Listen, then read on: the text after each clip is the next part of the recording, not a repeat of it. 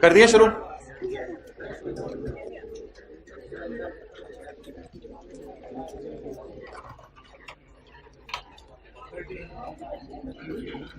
Okay, ये 4 entries आपको याद होंगी बायोलॉजिकल एसिड के। बस ये नोट्स कोई मसला नहीं, छोड़ो बाद में ले लेंगे ये लोग। अभी तक के जो पढ़ाया है उसका लिस्ट बना के दे दिए।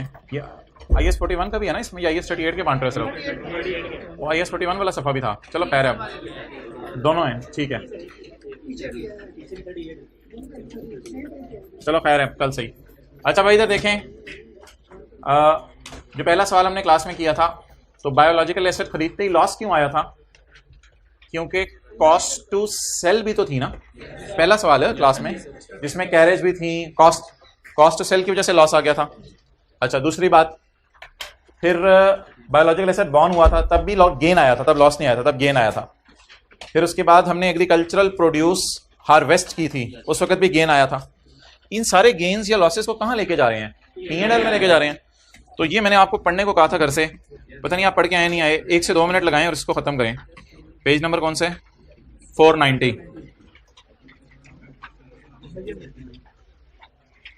मेजरमेंट, किन किन चीजों को मेजर करना है? Page 490। Initial and subsequent measurement of biological asset. Notes नीचे रखो ना पीछे। Initial and subsequent measurement of biological asset. इधर देखें, इनिशियल मेजरमेंट भी fair value minus cost of sale पे है, और सब्सिक्वेंट क्लोजिंग वाली भी fair value minus cost of sale पे है।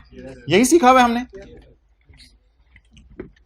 बायोलॉजिकल एसिड, काउ जहन में ले आए, शीप जहन में ले आए। A biological asset shall be measured on initial recognition and at the end of each balance sheet at its fair value less cost to sell, except जहां इसकी fair value निकल ना सकती हो, वो आज हमने बात करनी है। If you have thousands of animals, you can group them together. ये आपसे बात हो गई थी।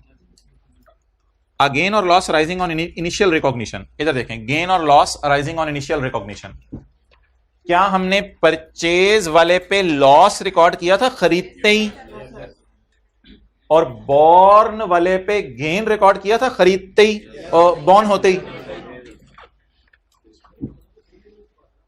हाँ ऑब्वियसली। अगेन और loss on initial recognition of a biological asset at fair value less cost to sale and from a change in fair value, और year end पे जो फेयर वैल्यू चेंज होगी, shall all be included in P&L. A loss may arise on initial recognition of biological asset. A loss may arise on initial recognition of biological asset. किस वजह से loss आ जाता है? Because cost to sell are deducted in determining fair value less cost to sell. क्योंकि cost to sell आप minus करते हैं, entry tally नहीं करती, लॉस आ जाता है। परचेज के मौके पे लॉस आता है। क्लियर? और दूसरी बात, a gain may arise on initial recognition of biological asset such as when a calf is born. ये तो बात होगी बायोलॉजिकल एसेट की, इनिशियल रिकॉग्निशन भी और सब्सिक्वेंट भी। जरा मुझे इधर देखें ना, आए हैं तो इधर मुझे ये बताएं, IS 38 में क्या था? इनिशियल और सब्सिक्वेंट। इनिशियल कॉस्ट पे होती थी, fair value minus cost of sale पे नहीं होती थी, वो कॉस्ट पे होती थी। और सब्सिक्वेंट में चॉइस थी या कॉस्ट मॉडल या रिवैल्यूएशन मॉडल। लेकिन इस स्टैंडर्ड में इनिशियल भी fair value minus cost of sale पे और सब्सिक्वेंट भी फेयर वैल्यू माइनस।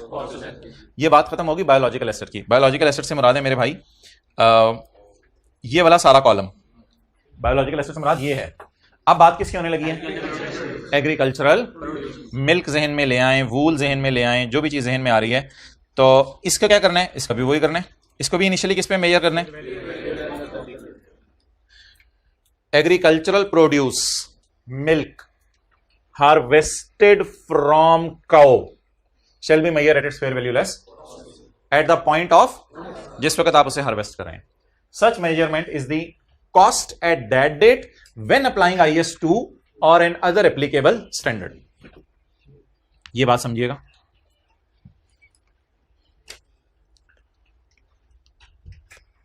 वूल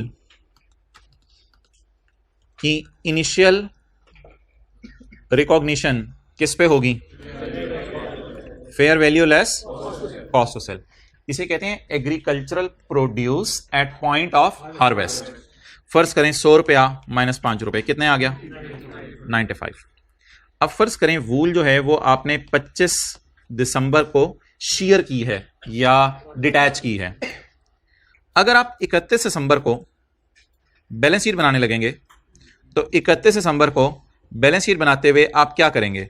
31 दिसंबर को बैलेंस शीट बनाते हुए आप इसे इन्वेंट्री में शो करेंगे। मैंने तो कहा था 25 दिसंबर की शाम को ही आप इसे कह दें इन्वेंट्री, लेकिन असल में 25 दिसंबर की शाम को हमें कोई टेंशन नहीं होती, ईयर एंड नहीं आया होता। इसलिए 31 दिसंबर को जब इसको मैं बैलेंस शीट में अपनी शो करूंगा तो कैसे शो करूंगा? इन्वेंट्री। इन्वेंट्री किस पे मेजर होती है? लोअर ऑफ कॉस्ट और एनआरवी। अब सवाल यह है कि व्हाट इज इट्स कॉस्ट? सवाल यह है इसकी कॉस्ट क्या है, बताएं भाईजान। कॉस्ट अब वो कह रहे हैं इसकी वो वाली है जिस पे आपने इनिशियली मेजर किया हुआ है, दैट इज 90।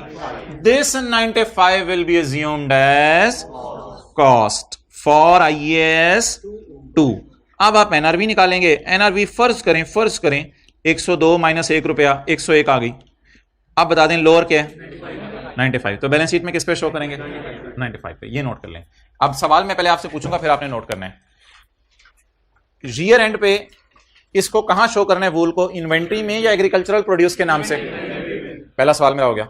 दूसरा सवाल, इन्वेंट्री की तो कॉस्ट होती है, इसको तो हमने परचेज नहीं किया हुआ, ये तो अल्लाह की तरफ से आया मिल्क या वूल अल्लाह की तरफ से आई है। अब इसको तो हमने परचेज नहीं किया हुआ, इसको लास्ट टाइम मेजर किस पे किया था? जो इसकी उस दिन के fair value minus cost of sale होगी वो क्या अज्यूम कर ली जाएगी? इसकी cost for the purpose of IAS 2। Cost for the purpose of IAS।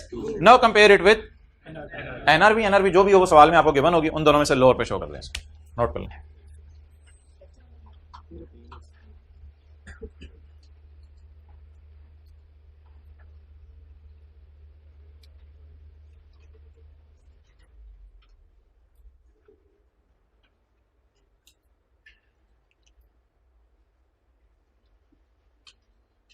छुट्टी ना किया करें बस, जल्दी करें।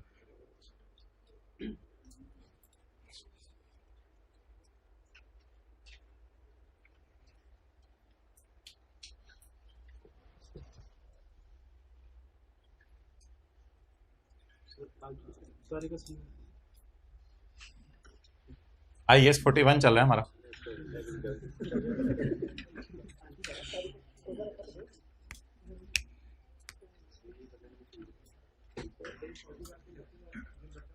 चलो अब क्लास के एंड पे, ठीक है, कोई मसला नहीं, रहने दो।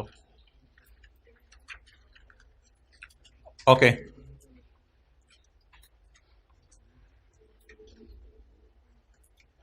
अब ये फिक्रा पढ़ें।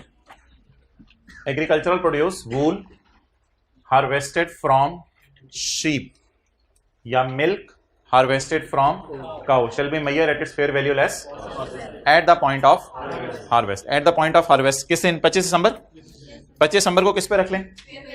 Fair value minus such measurement कितने पे किया? Such measurement is the cost when applying IAS 2। Such measurement is the cost when applying IAS 2। और अनदर एप्लीकेबल स्टैंडर्ड का मतलब है हो सकता है ये चीज किसी और स्टैंडर्ड में डालनी हो, वो कोई और स्टैंडर्ड हमारे स्कोप में नहीं है। अच्छा जी, अब वापस आ गया इस बात की तरफ कि मुझे ये बताएं कि वूल मिलते ही गेन आया था या लॉस आया था, और कहां लेके गए थे? आपको एक चीज पता है, OCI भी होती है।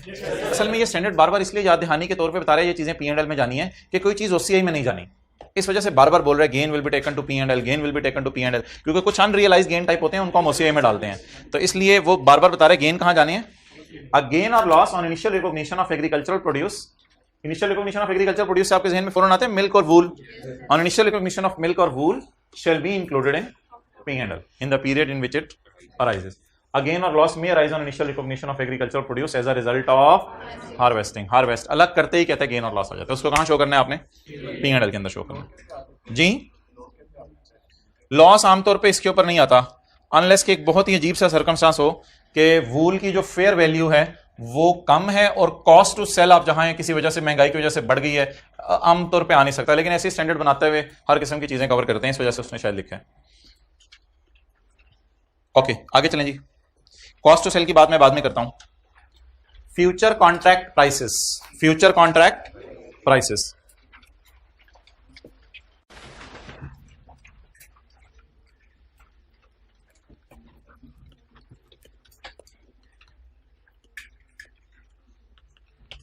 31 दिसंबर को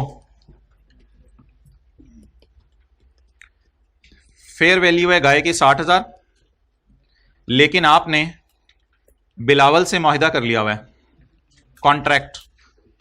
बिलावल ईद के मौके पे ये गाय आपको 62,000 की दूंगा। जी बताएं भाईजान, फ्यूचर कॉन्ट्रैक्ट पकड़ लिया हमने और उसमें एग्री हो गया, कॉन्ट्रैक्ट बाइंडिंग होता है कोर्ट में, उसमें बाइंडिंग हो गया कि जी गाय जो है वो 62,000 की फ्यूचर के अंदर मैंने आपको बेचनी है, लेकिन मुझे पता है आज इसकी कीमत 60,000 है। आप मुझे पैरा पढ़ के बता दें मैं किसके ऊपर रखूंगा। कोई ना ना ना ना अपनी तरफ से नहीं, बस पैरा पढ़ के आपने बताने मैं इस गाय को किस पे रखूंगा। गाय को अपने सर पे रखूंगा, गाय को पढ़े किस पे रखूंगा, फ्यूचर कॉन्ट्रैक्ट प्राइस। किसी तरह हिम्मत करके रोजाना आया करें या बहुत बड़ा एहसान करेंगे कायदे आजम के ऊपर। Future contract prices are not necessarily relevant. लो जी फारग होगी। Future contract prices is not relevant in measuring fair value because fair value reflects the current market in which market participants होते हैं buyer and would enter into a transaction. As a result the fair value is not adjusted because of existence of a contract. Contract की एग्जिस्टेंस की वजह से इस fair value को ignore कर देंगे, हम कॉन्ट्रैक्ट देखेंगे ही नहीं। तो इसलिए भाईजान बता दें क्या क्रॉस करूं क्या टेक करूं। तो पेपर में अगर परेशान करने के लिए आपको दे दे फ्यूचर कॉन्ट्रैक्ट प्राइस, आप उसको काटेंगे और काट के एनिमल की क्या लेंगे, फेयर वैल्यू। जल्दी से नोट कर लें, आगे चलते हैं।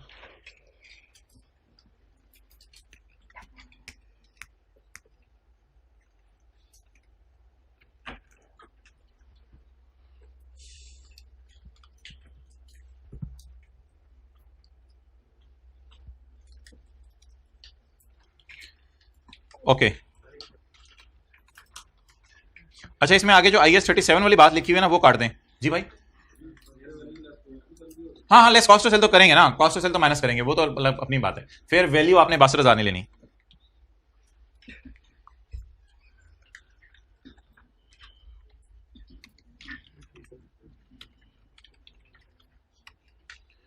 अच्छा जी, अब हम एक ऐसी बात करने लगे हैं जो करनी तो नहीं चाहिए लेकिन कर लेते हैं। वो बात यह है कि क्या कोई ऐसा एनिमल हो सकता है जिसकी फेयर वैल्यू ना निकल सके? क्या कोई ऐसा एनिमल हो सकता है जिसकी फेयर वैल्यू ना निकल सके? यार एनिमल्स की तो जानवर होते, जानवर की फेयर वैल्यू तो बाजार में इजीली अवेलेबल नहीं होती। हाँ, कोई रेयर सर्कमस्टांस के अंदर हमारे पास ऐसा जानवर हो सकता है जिसकी फेयर वैल्यू बोले बोले बोले ना निकल सके। मिसाल के तौर पे ये देखिए माशाल्लाह, तो ये शीप आपको पाकिस्तान के अंदर किसी बंदे के पास नजर आई। मिसाल के तौर पे शहबाज शरीफ भाई ने ये खरीद के जो है वो रखी हुई थी। अब शहबाज शरीफ भाई ने ये खरीद के रखी हुई थी और इसका मिल्क होता होगा इसका? नहीं, शीप का नहीं होता, होते हैं। अच्छा, तो इसका मिल्क बेचते थे, इसका मिल्क बेचते थे। अब ये जो शीप है इनके पास मिल्क का बेचना एग्रीकल्चरल एक्टिविटी है, पहले तो डिसाइड होगा ना एग्रीकल्चरल एक्टिविटी है या नहीं। अब जब आप इसको बाजार में लेके गए तो बाजार में सारे इसको अजूबा समझ के देख रहे थे, हत्ता के बच्चे कह रहे थे बुजरा मुझे दिखाएंगे साइड पे होके, तो हाथ लगा लगा के देख रहे थे इनको। तो इसका मतलब है ये पाकिस्तान की मार्केट में अवेलेबल है या नहीं है अवेलेबल?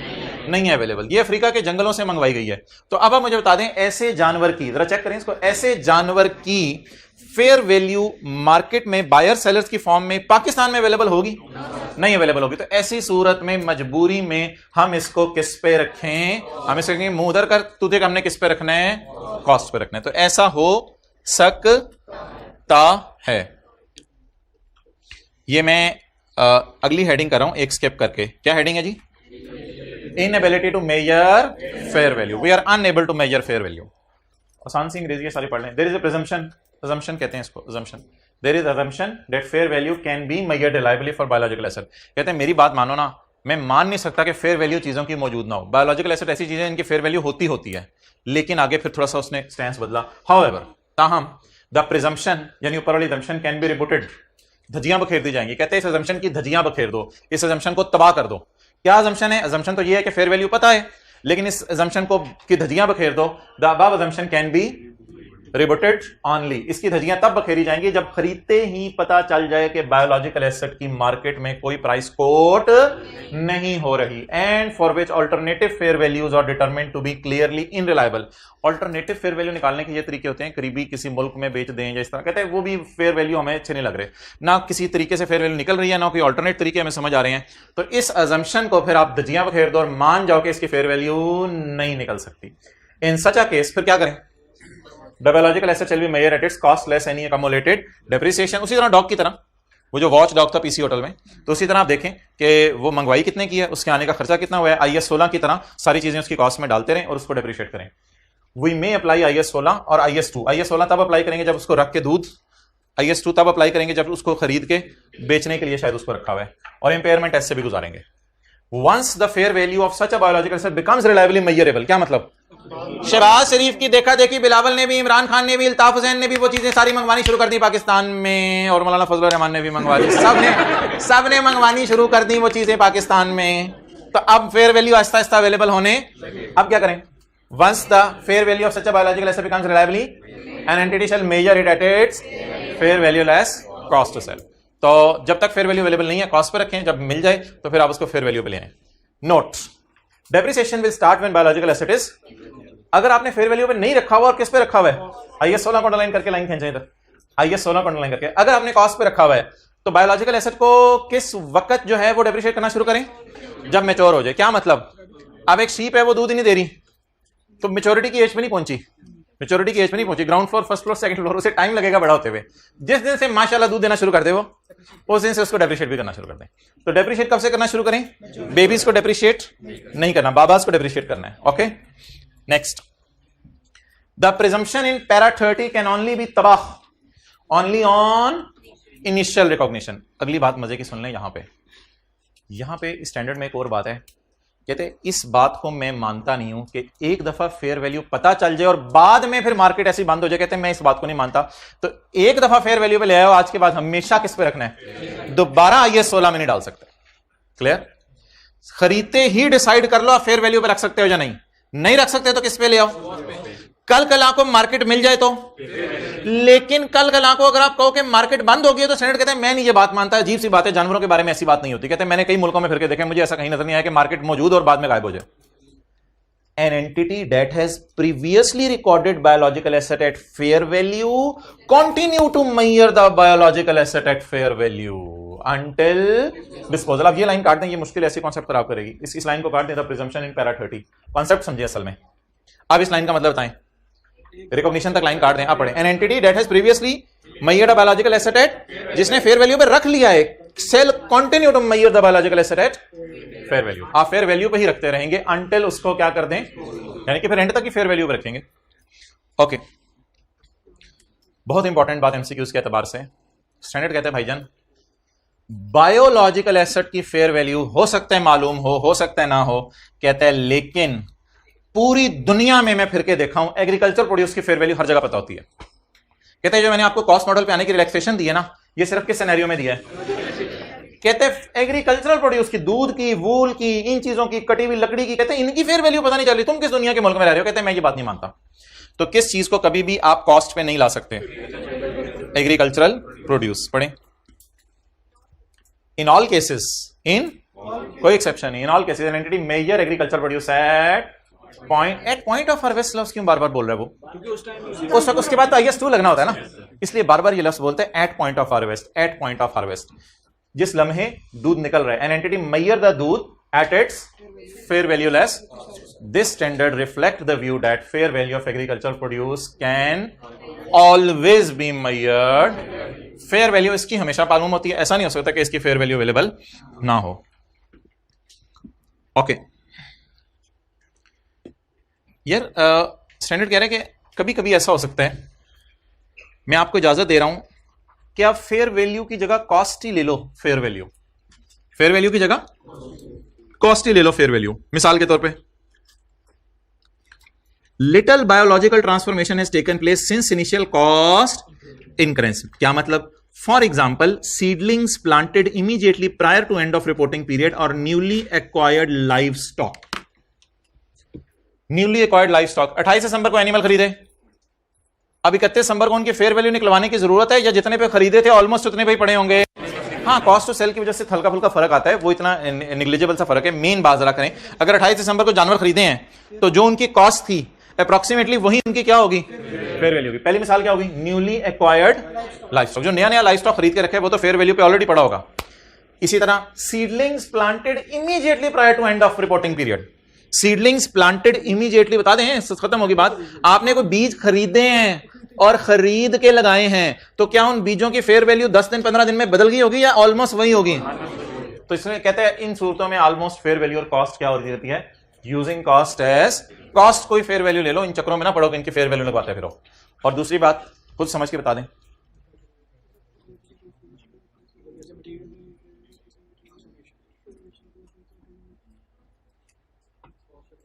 अच्छा ये पाइन प्लांट है, कोई दरख्त है, ये 30 साल 35 साल 40 साल तक रहता है, तो कहते हैं the impact of biological transformation on price is not expected to be material. आपने दरख्त खरीद लिए, दरख्तों का पूरा बाग खरीद लिया, वो दरख्त ऑलरेडी 20 साल के हो चुके हुए थे, अब साल गुजरे, 2 साल गुजरे, 3 साल गुजरे, उन दरख्तों की कीमत में शायद इतना इजाफा ना आए, हाँ उन पे उगने वाली चीजों से आपको फायदा आएगा, वो तो एग्रीकल्चर प्रोड्यूस होगी, लेकिन उन दरख्तों की अपनी लकड़ी उसकी कीमत में शायद इतना इजाफा ना आए। तो कहते हैं ऐसी सूरत में भी आप क्या कर लो, जितने के आपने दरख्त खरीदे हैं उनकी वही फेयर वैल्यू ले लो जो उनकी क्या थी, कॉस्ट थी। कुछ चीजें होती हैं जिनकी फेयर वैल्यू स्टेबल होती है, तो दरख्त अगर 20-25 साल की उम्र में पहुंच गया है तो आगे 5 साल उसने और कितना बड़ा हो जाना है और उसने क्या हमें फायदा देकर चले जाना है, तो उसकी जो पुरानी कॉस्ट है, हिस्टोरिकल कॉस्ट जिसे आप कहते हैं, उसी को क्या ले लो, the impact of biological transform. हाँ दरख्त में बायोलॉजिकल ट्रांसफॉर्मेशन हो रही है, लेकिन और कितना आसमान पे चला जाने दरख्त ने। The impact of transformation on price is not expected to be material, यानी ट्रांसफॉर्म होने से प्राइस नहीं बढ़ रही, तो फिर क्या फायदा है फेयर वैल्यू लगवाने का, किसको यूज कर लो फेयर वैल्यू। तो 3 एक्सेप्शंस आ गई। नंबर 1, जो अभी अभी ताजा ताजा सीड डाले हैं और ईयर एंड आ गया, उनको किस पे रख लो, कॉस्ट पे ही रख लो, कॉस्ट फेयर वैल्यू बराबर होगी। जो ताजा ताजा साल एंड होने से पहले जानवर खरीदे हैं, जितने पे खरीदे हैं उनको उसी प्राइस पे रख लो। और तीसरी बात, दरख्त जो लगाए हैं ऑलरेडी 20-25 साल की उम्र में पहुंच चुके थे और मेच्योर हो चुके थे, तब आपने खरीदे, तो 1-2-3 साल तक शायद उनकी कीमत बढ़ने की जरूरत नहीं है, उनको किस पे रख लो, कॉस्ट पे रख लो। तो ये रिलैक्सेशन दी है समटाइम्स, लेकिन अगर आपको लग रहा है ऐसी सूरत में भी फेयर वैल्यू अलग से निकालनी है तो निकालने कोई मसला नहीं। कॉस्ट में sometimes approximate the fair value, particularly when, आगे उसने मिसालें दी हैं। Okay, cost to sale, example note करें।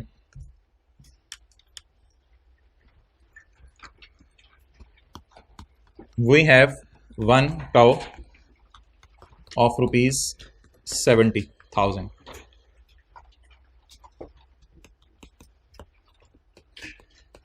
If we sell it today,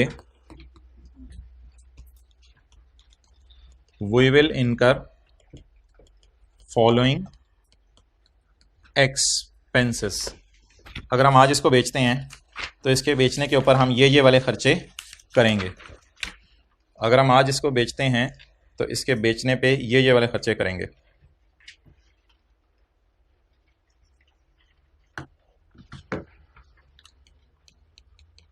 government levy 2%, commission broker को देने 3%,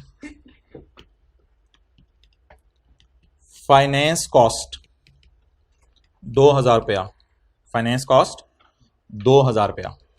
फाइनेंस कॉस्ट क्या मतलब, असल में ना कई दफा जानवर को बेचने के लिए हमें गवर्नमेंट को देना पड़ता है टैक्स, और जानवर को बेचने के लिए हमें ब्रोकर को देना पड़ता है कमीशन। सुन रहे हैं इधर, देख रहे हैं, जानवर को बेचने के लिए हमें गवर्नमेंट को टैक्स देना पड़ता है, ब्रोकर को कमीशन, लेकिन हमारे पास इतने पैसे होते नहीं के दे सके उनको, तो हम उसके लिए ले लेते हैं बैंक से लोन, और लोन पे बैंक को इंटरेस्ट देते हैं। माना कि ये 70,000 आपके आने हैं, लेकिन 70,000 आपने सोचा था कहीं और यूज कर लूंगा, तो ये पैसे आपके पास थे नहीं, इनके लिए आपने लोन लिया और लोन पे बैंक को क्या पे किया, इंटरेस्ट पे किया। तो finance cost is what is this, interest.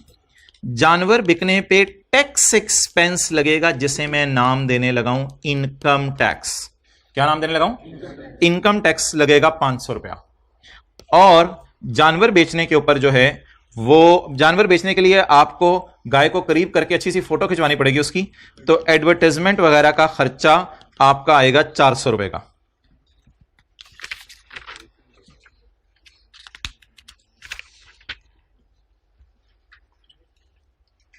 जी मोहतरम, अब आप मुझे बता दें what is its fair value less cost to sell. Calculator पकड़ के इसके fair value less cost to sell बता दें।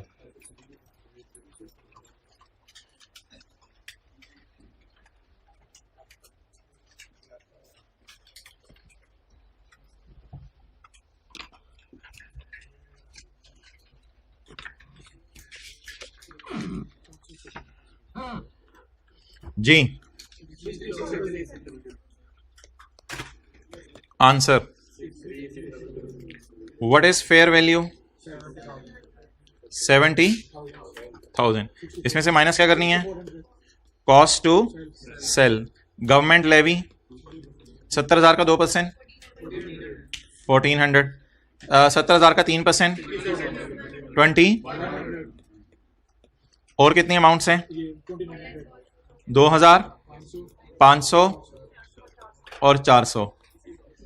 These three things do not fall under the definition of cost to sell. These three things do not fall under the definition of cost to sell. क्या वजह है यार, अब वजह standard बनाने वाले को पता होगी। वजह असल में ये है कि ये जो इंटरेस्ट होता है ना, ये तो आपके P&L के मुंह पे फाइनेंस कॉस्ट में जाता है, इसका इस ट्रांजैक्शन से नेट करने की इजाजत नहीं है। इसके बाद जो 500 रुपया है इनकम टैक्स, वो शायद आपने FR1 पढ़ी हो, profit before tax minus income tax is equal to profit after tax. तो सारे बिजनेस के इनकम टैक्सेस कहीं और जाते हैं। और आखिरी बात, एडवर्टाइजमेंट भी P&L के मुंह पे जाता है। तो स्टैंडर्ड कहता है भाईजान ये कॉस्ट टू सेल के डेफिनेशन में नहीं आती, इसलिए मुझे बता दें कॉस्ट टू सेल 665, कितने लोगों ने यही निकाली थी, 66500। कुछ चीजें कॉस्ट टू सेल में जानी है, कुछ नहीं जानी, हमें कुछ रट्टे मारने की जरूरत नहीं। अभी स्टैंडर्ड की डेफिनेशन पढ़ लेते हैं।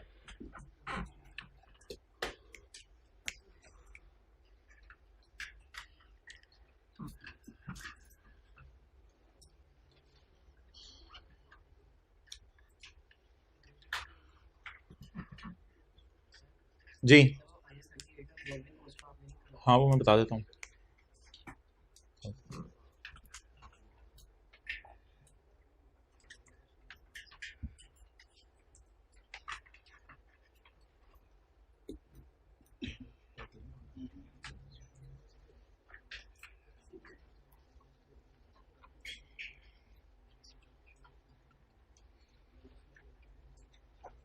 ओके, आगे चलें जी, पढ़ें जी। Cost to sell, cost to sell are incremental cost.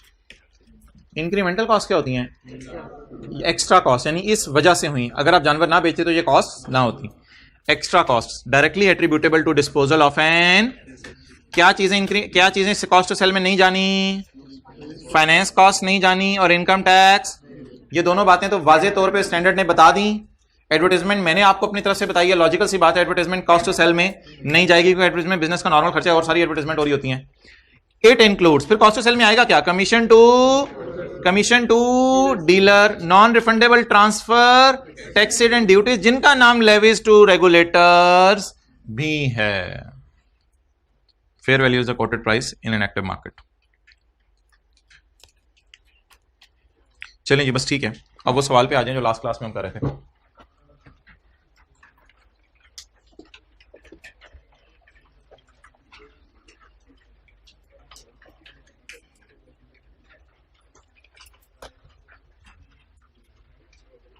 Bag में देखना एक पड़ा होगा, वो बैग मार्कर पड़े होंगे।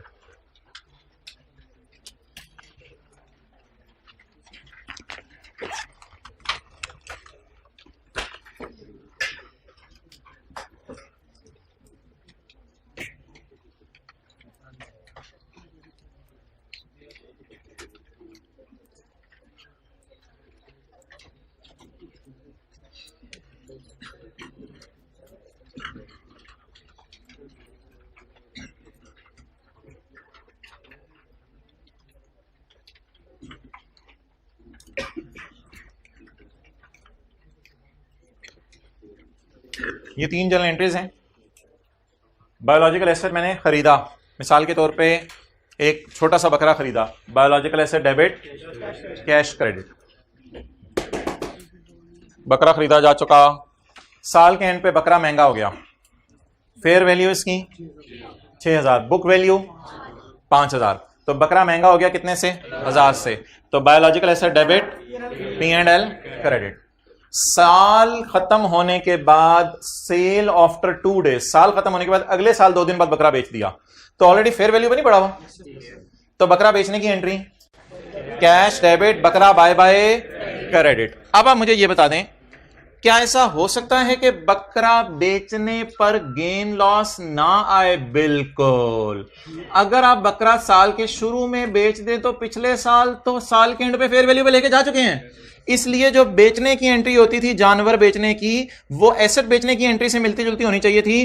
Cash debit, accommodation debit, asset credit, P&L credit, ये एंट्री होती थी एसेट के बेचने की। लेकिन जानवर तो डेप्रिशिएट होते नहीं, तो जब जानवर डेप्रिशिएट होते नहीं तो जानवर के बेचने की एंट्री होनी चाहिए कैश डेबिट, P&L क्रेडिट, जानवर क्रेडिट, और ये जानवर की फेयर वैल्यू होनी चाहिए पिछले साल के आखिरी दिन की, क्योंकि जानवर तो आपको पता है हर साल फेयर वैल्यू पे आ जाता है।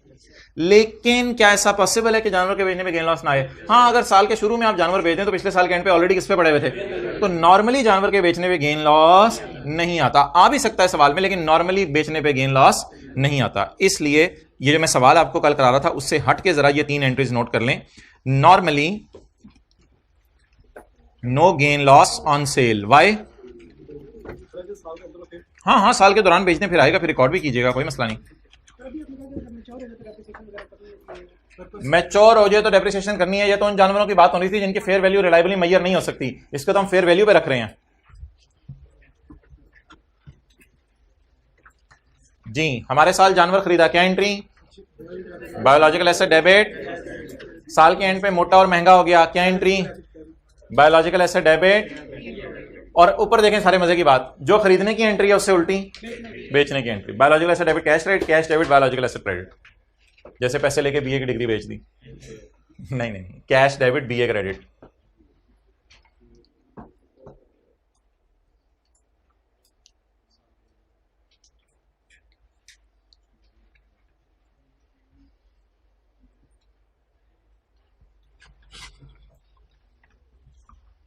तो जो खरीदने की एंट्री उससे ऑपोजिट बेचने की एंट्री।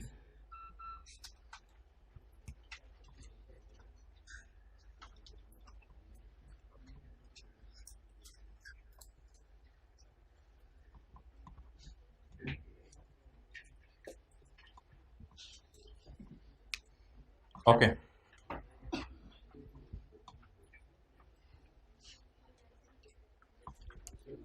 चलें भी अब उस सवाल की तरफ आ जाएं।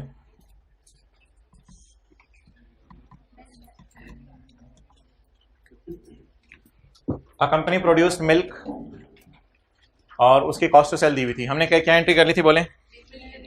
Milk debit, P&L credit. इसके बाद मिल्क बेचने की entry cash debit milk credit. इसके बाद ये एंट्री ग्रीन वाली छोड़ दी थी हमने, नहीं कर ली थी। Life stock was purchased, biological asset debit cash credit.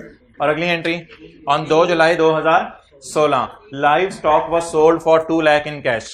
अब यार इसको बताना चाहिए कि ये कितने वाला कितने का बिका। फिक्स एसेट में होता था ना, 10 रुपए वाली कुर्सी 12 रुपए की बेच दी। इधर सिंपल क्या लिखा हुआ है, वाज सोल्ड फॉर। पिछले साल के एंड पे इसकी फेयर वैल्यू क्या थी बता, हमें नहीं बता रहा, फिर क्या करें? यही होगी पिछले साल के एंड पे fair value.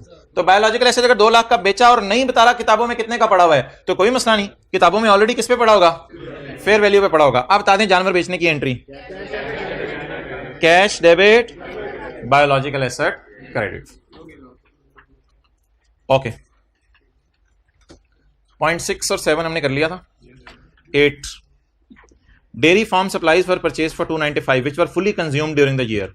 Dairy farm supplies क्या मतलब? चारा खरीदा जो पूरा का पूरा उस साल इस्तेमाल हो गया। चारा खरीदने की एंट्री चारा एक्सपेंस डेबिट कैश क्रेडिट, इसको हम एक्सपेंसेस में डाल देंगे।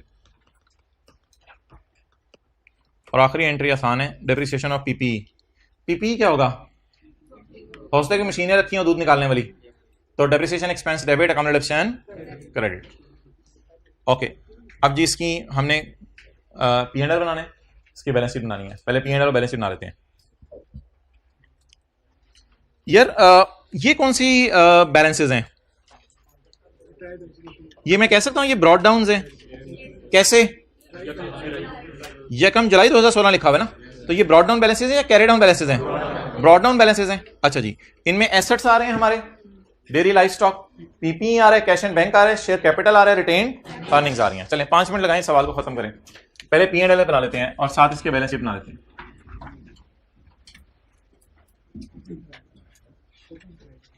चलें जी, पहले ब्रॉड डाउन बैलेंसेस उठा लें। डेयरी लाइफ स्टॉक साल के शुरू में कितने के जानवर थे? 1149। अच्छा, बैलेंस शीट में क्या आता है? इक्विटी। और वैसे हम जो आमतौर पे बनाया करेंगे उसमें एसेट से शुरू किया करेंगे। इसमें कोई फर्क नहीं पड़ता, एसेट्स नॉन करंट और करंट, और इसके बाद equity and liabilities, equity and liabilities. इसमें इक्विटी में शेयर कैपिटल और रिटेन अर्निंग्स, ये सारी बातें फाइनल अकाउंट के अंदर बड़ी तसल्ली से आएंगी। शेयर कैपिटल होते हैं ओनर ने कितना पैसा डाला था, और रिटेन अर्निंग होते हैं बिजनेस ने कितने प्रॉफिट्स कमाए, और इसके बाद लायबिलिटीज करंट और नॉन करंट। अभी इस चक्कर में ज्यादा पढ़ने की जरूरत है। चलें जी, brought down balances. Dairy livestock का brought down balance 1149, dairy livestock 1149, note कर लें जल्दी से यहाँ तक।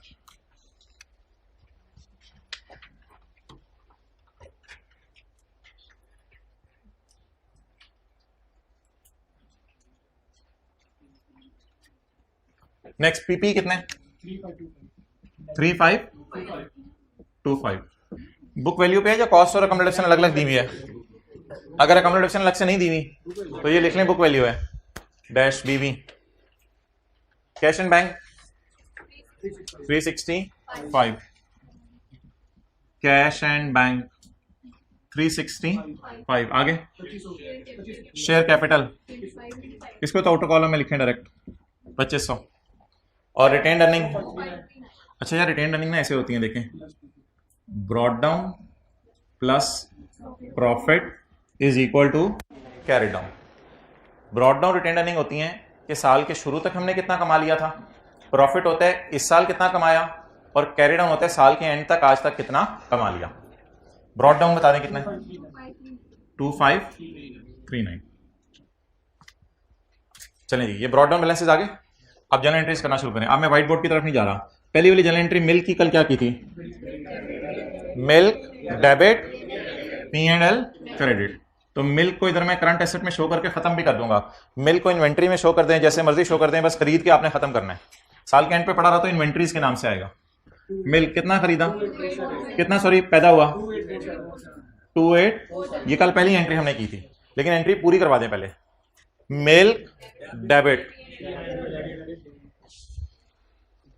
Milk debit and P&L। अब इसका P&L ना सेल से शुरू नहीं होता, सेल से नहीं P&L शुरू होता। तो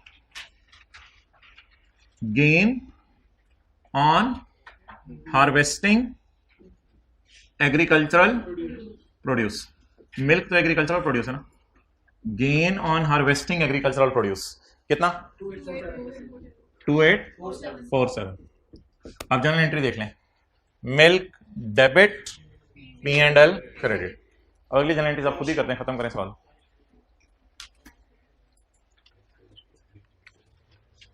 अगली जनरल एंट्री तो लो भाई, मिल्क बेचा, cash debit milk credit, cash debit,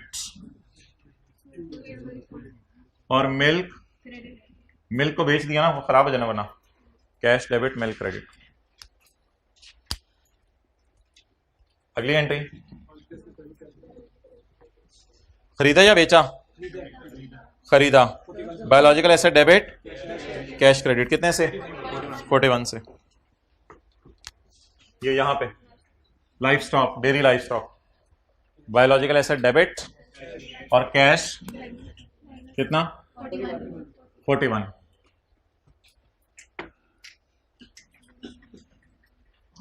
अच्छा वैसे ना इधर देखें, वैसे होना ये चाहिए था, इधर देखें कि बायोलॉजिकल एसेट में आपकी जेब से जाता 41 आउटफ्लो, आपकी इधर देखो आपकी जेब से जाता 41, और 41 में से हम 2 रुपए मिसाल के तौर पे कॉस्ट टू सेल माइनस करते हैं तो ये रिकॉर्ड होता 39 पे, और बैलेंसिंग आता P&L 2 का नुकसान। असल में इस तरह एंट्रीज उसको करवानी चाहिए थी, लेकिन उसने बायोलॉजिकल एसेट की खाली फेयर वैल्यू दी हुई थी, कॉस्ट टू सेल नहीं दी हुई थी। तो अभी हमने मजबूरन क्या किया है, हमने बायोलॉजिकल एसेट को भी डेबिट 41 से कर दिया और कैश भी 40, क्योंकि सवाल में कॉस्ट टू सेल अवेलेबल, वरना फिर ये वाला लॉस P&L में लेस करते, लॉस ऑन इनिशियल रिकॉग्निशन। बहरहाल सवाल में इस तरह दिया ही नहीं हुआ, ये पहले दिन ये एंट्री की थी, ये वाली आउटफ्लो का लॉस बोला था साथ।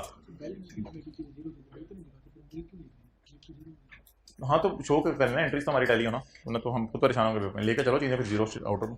On 2 July 16 livestock was sold for 2 lakh. जी जानवर बेचने की एंट्री कैश डेबिट कितना और जानवर क्रेडिट, पैसे आ गा जा। नेक्स्ट, रोजाना आया करें, हाथ वाले का हाथ पकड़ कर गए, रोजाना आया कर, और कभी कभी एक्स्ट्रा बुला लिया जाए तो फिर भी आ जाया कर। एक्स्ट्रा बुलाने में कुछ कोई बोतलें बिस्किट कुछ रख लेंगे अगली दफ़ा रमज़ान के बाद, लेकिन एक्स्ट्रा आ जाया करें बुलाया जाए तो, नहीं पैक करा के नहीं। अब इधर देखें, पॉइंट नंबर 5 हो गया। पॉइंट नंबर 6 और 7 की इकट्ठी एंट्री, फिजिकल चेंज और biological asset debit, P&L credit. ये मेल स्टूडेंट से मैं सवाल पूछ रहा हूं, अगर मगरिब के बाद जो है वो लाइब्रेरी खोली जाए तो रात कितने बजे तक आप बैठना पसंद करेंगे? नहीं 2 बजे तक तो नहीं, फिर तो आप फिर सो के नहीं आएंगे अगली क्लास में। 11-12 बजे तक चल जाएगा। कितने लोग बैठेंगे? बहुत तेरी खैर, नहीं अफ्तारी के बाद मैं बोल रहा हूँ, बड़ी क्लियर बात कर रहा हूँ। अच्छा तो biological asset debit, P&L credit कितने से जी? 72 से। बायोलॉजिकल एसेट डेबिट, भाईजान इसकी नेचर बता। ईयर एंड गेन, वर्किंग 3 की हेडिंग याद है? दिन वर्किंग 3 की थी, ईयर एंड गेन, साल के एंड पे जो गेन आया था, ये वो वाला ना फिजिकल और प्राइस चेंज की वजह से। कल वाला सवाल हो गया था होमवर्क वाला। ईयर एंड गेन कितना आया? 72। जिन्होंने ईद के लिए IS 38 के MCQs छोड़े हुए हैं वो हाथ खड़ा करें। तो भाईजान ईद पे और प्रोग्राम है इंशाल्लाह, तो वो पता नहीं किस किस के MCQs हैं ईद के लिए रखे हुए। तो अगर आपने IS 38 के MCQs भी ईद के लिए छोड़ दिए तो फिर ईद में शबराती आती रहेंगी। CA करें जल्दी जल्दी, ओके छोड़ा ना करें, जो जो चीजें टीचर टेस्ट सब चीजें साथ साथ कवर करें, कोई ना छोड़े। टेस्ट दे दूंगा बाद में, MCQ बाद में, ये बाद में, वो बाद में, तो फिर बाद में आपको पता है आखिरी दिनों में टीचर कैसे खींचातानी कर रहे होते हैं। सुबह को एक बुला रहे, शाम को एक बुला रहे, दोपहर को एक बुला रहे। अच्छा जी, dairy farm supplies were purchased for 295। चारा एक्सपेंस डेबिट,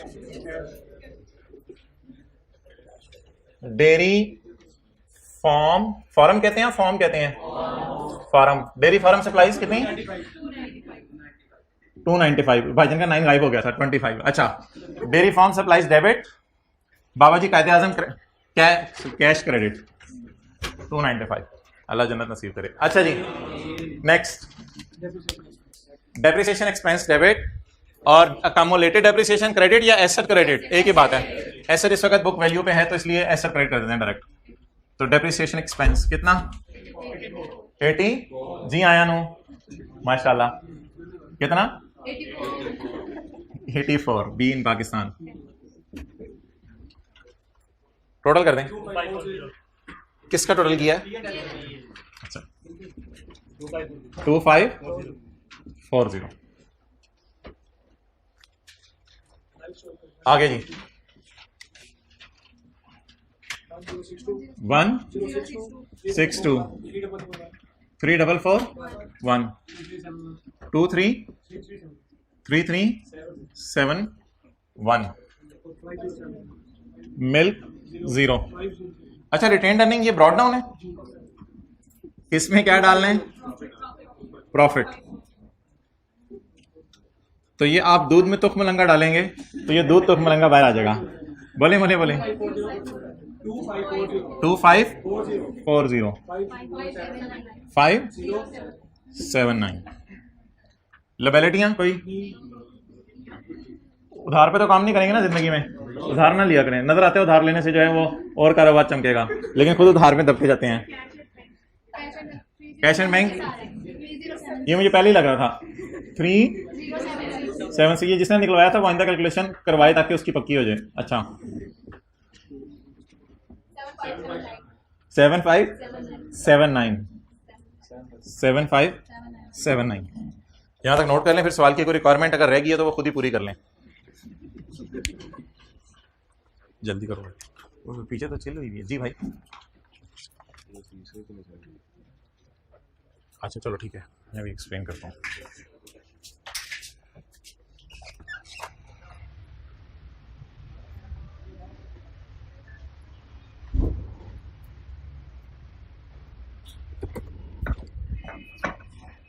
सैटरडे को क्यों नहीं आए थे दूसरी क्लास में?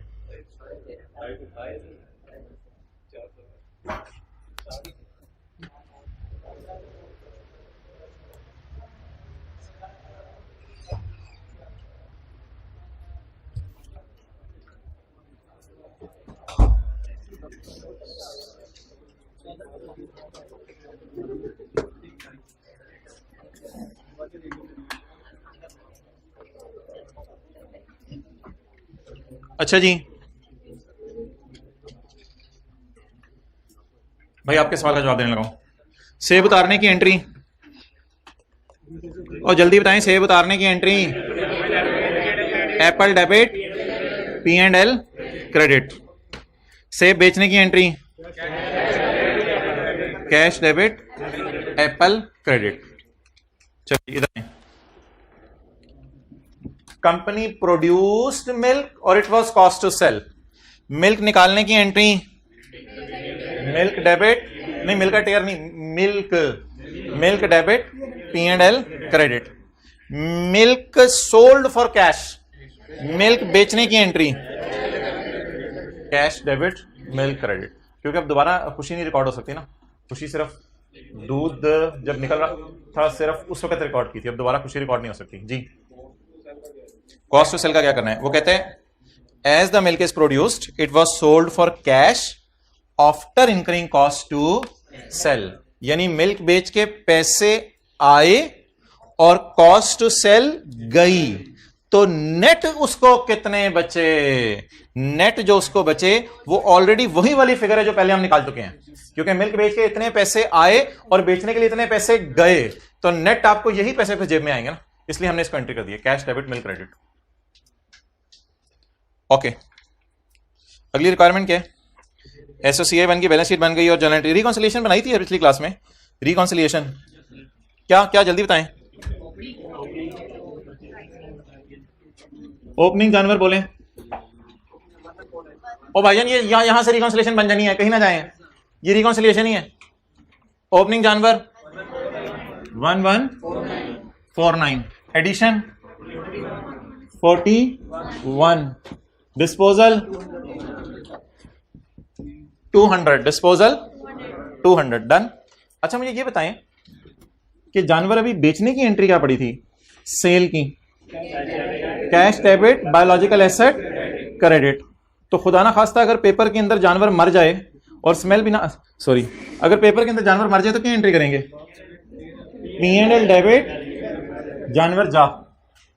तो जिस तरह जानवर के सेल करने की एंट्री है उसी तरह जानवर के मरने की एंट्री भी है। ये तो वैसे ही एक बात बीच में आ गई, मैं अभी जरा रिकॉन्सिलिएशन बना रहा था आपके सामने, डेथ की एंट्री तो ऐसी बीच में आ गई, आपने भी नहीं लिखी, चले खैर है। डिस्पोजल 200 हो गई। भाईजान ये 72 को अलग अलग शो करना है या रिकॉन्सिलिएशन में इकट्ठा शो करना है, कल अलग अलग शो किया था। प्राइस चेंज कितनी है और फिजिकल चेंज कितनी है, सवाल से देख के बता दें। प्राइस चेंज 45 और फिजिकल चेंज 27। रोजाना क्लासें ले रहे हैं, गुड। अच्छा जी, प्राइस चेंज की वजह से कितना आया और फिजिकल 27, 1062। ये सवाल की अगली रिक्वायरमेंट थी।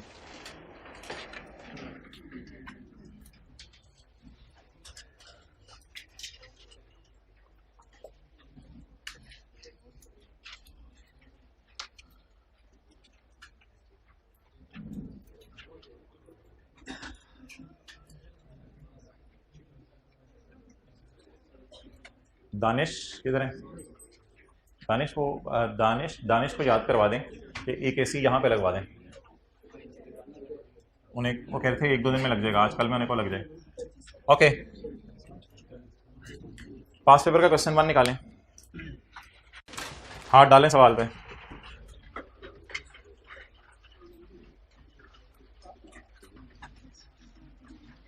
पास पेपर का क्वेश्चन 1,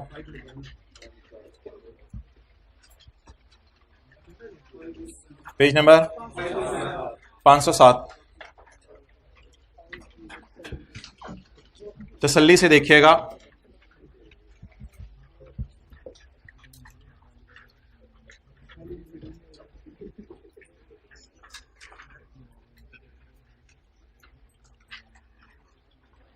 ये जो मैंने डब्बे में डाला है इसको आपने नहीं सॉल्व करना, क्योंकि ये IAS 21 है। चारा हमने बाहर के मुल्क से खरीदा था तो फॉरेन करेंसी में चारा खरीदा था, लेवल चेक करें चारे का, हमारी भैंस ने कहा चारा खाऊंगी तो इंपोर्टेड चारा, तो इसलिए चारा इंपोर्टेड है। इंपोर्टेड अभी थोड़े दिन में फाइनल करेंगे, बाद में जब अगला स्टैंडर्ड पढ़ लेंगे IAS 21। बाकी इंशाल्लाह आसान सा है। आप मुझे पहले जरा सवाल पे नजर मार के बता दें जनरल एंट्रीज कितनी करनी है। Rocky road limited had a stock of 2000, हर वक्त गाँव की बात आती रहती है, 2000 काउज ऑन यकम जनवरी 2000। एक चुप करती है, दूसरी बोल पड़ती है, दूसरी को चुप कराती है, 100 और बोल पड़ती हैं, उसको चुप कराए 500 गुस्से में आ जाती हैं। तो 2000 गायें हमारे पास माशाल्लाह। लेवल है आपके साथ वाले का, यकम जनवरी 19 की सुबह ऑन यकम मई 2019 को रॉकी की बीवी रॉकी स्टार ने कहा कि शोहर कुछ और गाय होनी चाहिए, गाय गाय ही हो बस। ऑन यकम मई 2019 RRL परचेज 750। बेगम की फरमाइश पे उसने कितनी गायें और खरीद ली? 750 एट फेयर वैल्यू ऑफ 56,000 पर काउ। यहां तक पढ़ के बताएं कितनी एंट्रीज होंगी? एक खरीदने की। Further ₹2 million were incurred to transport the cows to the farm.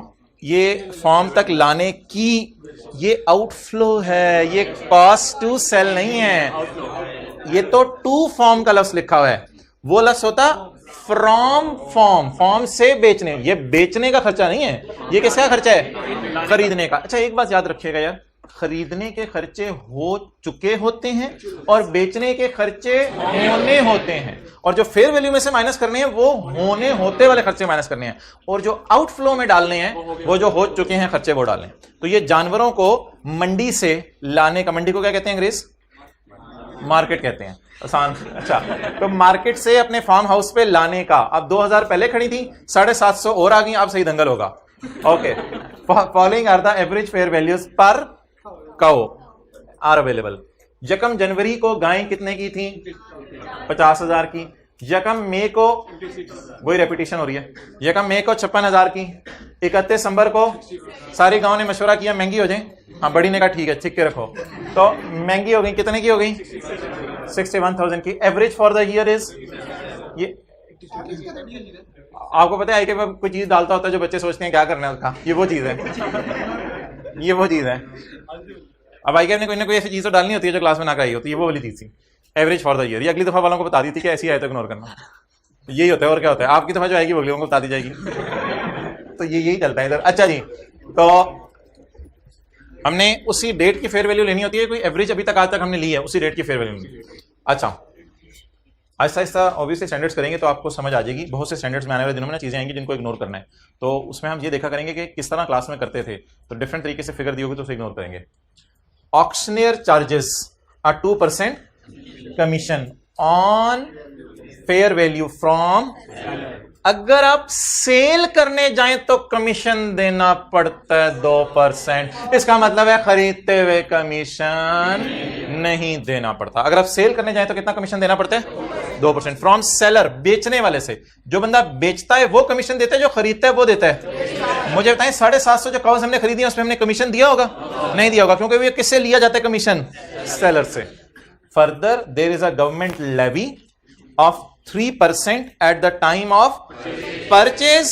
माशाल्लाह इमरान खान / शहबाज शरीफ खरीदने के तीसरा भी है, वो कौन है? जिगर है इसका, शाह महमूद कसूरी कुरैशी। तो further there is a government levy, हुकूमत ने टैक्स भी लगाया हुआ है, बिलावल ने, a levy of 3% at the time of purchase.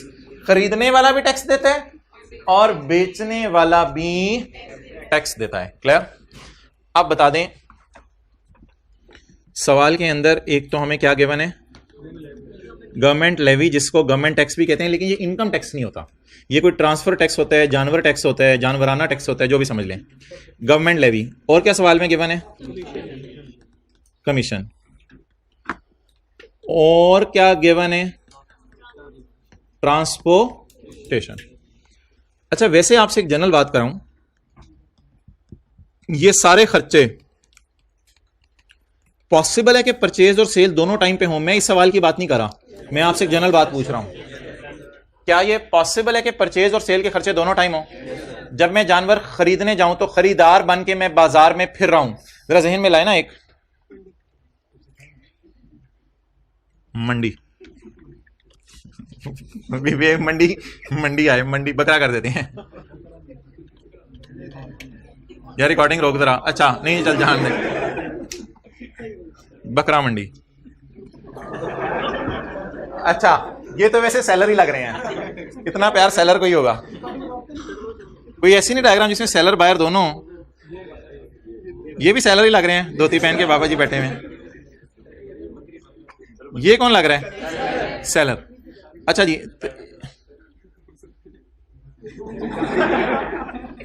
अच्छा जी आपने देखे मैंने नहीं देखा। अच्छा ये जी सेलर है, ये सेलर है और ये बायर है। ये मोटरसाइकिल पे खड़े हैं, ये बायर हैं और ये कौन है? सेलर। अब मुझे बता दें गवर्नमेंट जो टैक्स है किस पे भी लगा सकती है, सेलर पे भी और बायर पे भी टैक्स लगा सकती है। इसी तरह हो सकता है कमीशन एजेंट ये लेके आए फिर उसे कमीशन पे करना पड़े। यानी जैसे ही मार्केट के अंदर ये एंटर होने लगे, एक बंदा कहे सर जी इधर आ जाएं, जानवर चाहिए। आप कहें हाँ आ जाएं, आपको अच्छा दिलवा देता हूं। तो कमीशन एजेंट हो सकता है इसको मिल जाए। सेलर के पास भी एजेंट हो सकते हैं, सेलर अपने बंदे बाहर छोड़े हो, कोई भी वजह हो सकती है।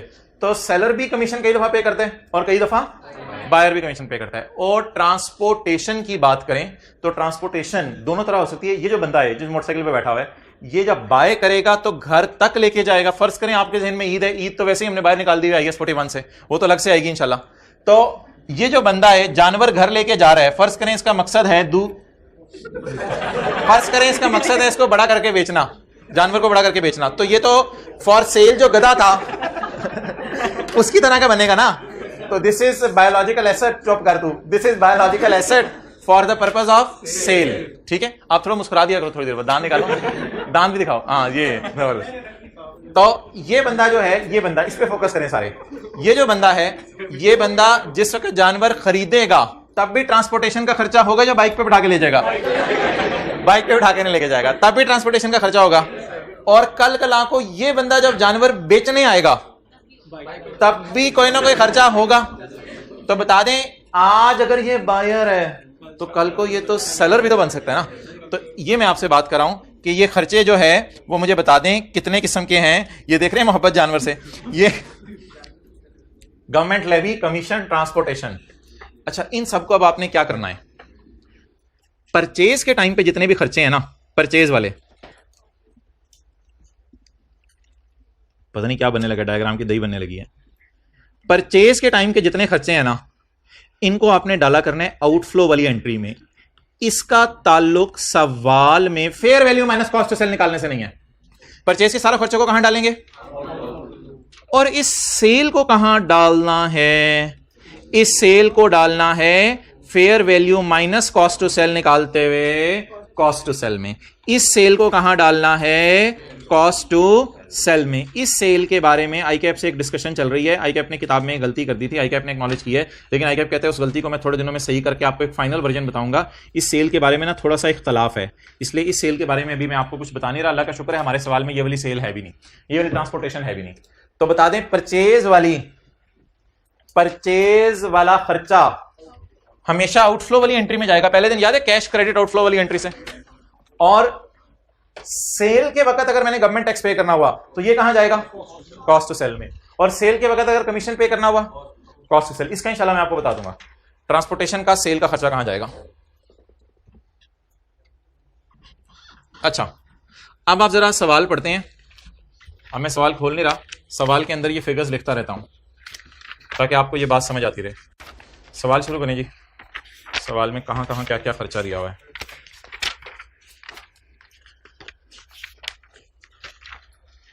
बिस्मिल्लाहिर्रहमानिर्रहीम। 2 million were incurred to transport the cows to farm. ये 2 million कहां लिखूं जल्दी से बता दें। यहां लिख दूं 2 million। ओ भाई यहां लिख दूं 2 million है, ये वाली परचेज का खर्चा है 2 million है, तो ये वाला 2 million इधर लिख दूं और इसको कहां डालना है? आउटफ्लो में। डन। अच्छा जी आगे चले। Auctioneer charges 2% commission on fair value from seller. जिस दुनिया के अंदर ये जानवर है वहां सिर्फ सेलर से कमीशन लिया जाता है, बायर से कमीशन। तो अगर मैं परचेज करने जाऊं तो मुझे कमीशन देना पड़ेगा।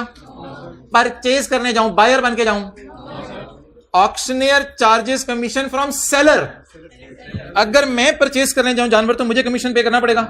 इसका मतलब है परचेज वाला कमीशन पे सवाल में गिवन नहीं है। कितना लिख लूं, 2 million या 0? 0। लेकिन जब मैं fair value minus cost to sale निकाल रहा हूं तो मैं सोचूंगा कि जब मैं सेलर बनूंगा बड़ा होके तो मुझे ये कमीशन पे करना पड़ेगा। ये कितने परसेंट है? 2%। और गवर्नमेंट लेवी मेरे ख्याल से सवाल में गिवन है, वो दोनों के लिए है।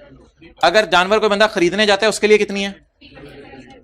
There is a government levy of 3% at time of purchase and 4% at time of sale. अगर मैं परचेज करने जाऊं तो 3% गवर्नमेंट लेवी दूंगा, और अगर मैं सेल करने जाऊं तो यार ये मैं सेल करने चला गया हूं या सोचा करूंगा अगर सेल करने जाऊं? सोचा करेंगे अगर सेल करने चला गया हूं। और भाईजान ये पैसे मेरी जेब से जा चुके हैं, उंगली तक रखने लगा हूं, ये पैसे ये पैसे ये पैसे मेरी जेब से जा चुके हैं।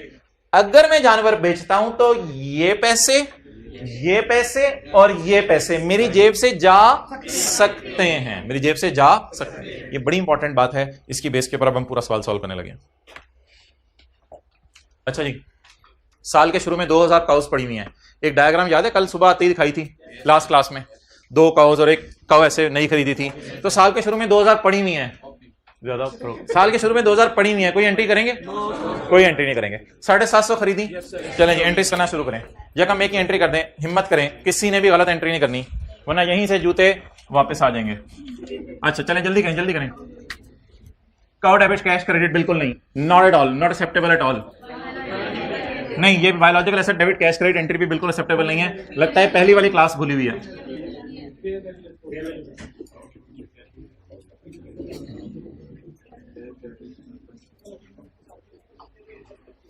जी भाईजान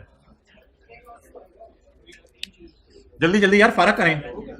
यकम मई 2019 biological asset debit cash credit. Cash में क्या आएगा? आउटफ्लो। और बायोलॉजिकल एसेट किस पे रखेंगे? ट्राई करें।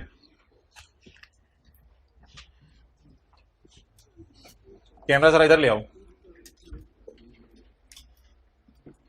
पहली एंट्री करते हैं सारे।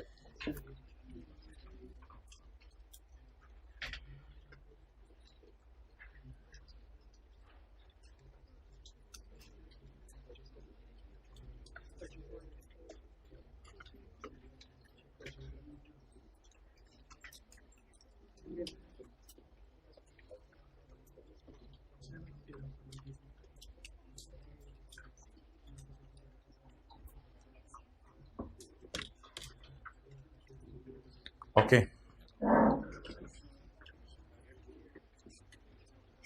अच्छा जी, जो 750 काउज हैं, पहले आप उसके लिए मुझे बायर बना के रवाना करें। मैं खरीदने जाऊंगा। जब मैं खरीदने जाऊंगा तो सबसे पहले गाय की प्राइस पे करूंगा। सबसे पहले गाय की प्राइस पे करूंगा। कितनी गाय खरीदी हैं? 750। तो कितने की? एक 56,000 की। क्या आ गया? 42000000। एक और 0, 42 मिलियन। ये मेरा आउटफ्लो होगा जो मैं मंडी में पैसे पे करूंगा। ओ भाईजान 42 मिलियन 4 करोड़ देके 750 काउज लाऊंगा ना। काउ लेवल भी तो देखे ना, 750 इकट्ठी ला रहा हूं तो 4 करोड़ 20 लाख रुपया दूंगा। और 4 करोड़ 20 लाख देके मैं कितनी काउज को ले आऊंगा? क्या जब मैं काउज को ला रहा हूंगा तो 750 काउज के लिए मुझे 20 लाख किराया देना पड़ा? आप परचेज वाले सिर्फ देखें, कमीशन देना पड़ा? नहीं देना पड़ा, सवाल में गिवन नहीं है। क्या मुझे गवर्नमेंट को टैक्स देना पड़ा? इन परचेज वाली तीनों को उठा के मैं कहां डाल दूं? आउटफ्लो में जी। प्लस यहां से शुरू कर लें। 3% क्या पे करना पड़ा? 3% of 42 million, what ever it may be, plus 0 rupees commission पे करना पड़ा, प्लस 2 मिलियन। डन। अब बता दें कैश कितना मेरी जेब से गया? 45 जी। कितने लोगों की ये फिगर सही थी? एक्सेलेंट। क्या आपने क्या एरर की थी? कर लिया था, गुड। अच्छा, अब वर्किंग की जरूरत नहीं है, वर्किंग करनी है वर्किंग कर लें, जो मर्जी कर लें। आपको शॉर्टकट भी वैसे मैंने बताया हुआ है, पता नहीं भूला ना हो शॉर्टकट। मुझे नहीं पता सोल्यूशन के अंदर जो है वो किस तरह हुआ है। परचेज को मैंने किस पे मेजर करना है? Fair value less cost to sale. यहां मुझे fair value less cost to sale चाहिए, उसके लिए मैं वर्किंग 1 में जा रहा हूं। जी कितनी काउस खरीदी हैं, कितने वाली, क्या जवाब आ गया? वही। लेकिन भाईजान अब मैं उन खर्चों की तरफ नहीं देखूंगा जो मेरे हो गए हैं, वो तो मैंने कैश क्रेडिट करने में डालने थे। अब मैं उन खर्चों की तरफ नजर मारूंगा जो मेरे हो। अजीब मेथोडोलॉजी ने स्टैंडर्ड की, कैश कितना जा रहा है जो गया बस, और डेबिट क्या करने, आज की फेयर वैल्यू माइनस वो खर्चे जो हो सकते हैं। हमारे सवाल में 4% ये गिवन है, 2% ये गिवन है। ये शुक्र है गिवन ही नहीं है, क्योंकि इस पे भी मैंने डिस्कशन भी नहीं करनी थी, ये गिवन ही नहीं है, 0 रुपीज। तो यार सीधा सीधा 4 जमा 2% कितना, 6%। 6%, तो इसको भी 94 से मल्टीप्लाई करते तो काम चल जाना था। बल्कि पेपर में इधर ही 42 मिलियन इंटू 94% कर देते तो भी पेपर में पूरे नंबर आ जाने थे। लेकिन अगर आपने टाइम ज़ाया करना है तो 4% गवर्नमेंट लेवी, 2% कमीशन।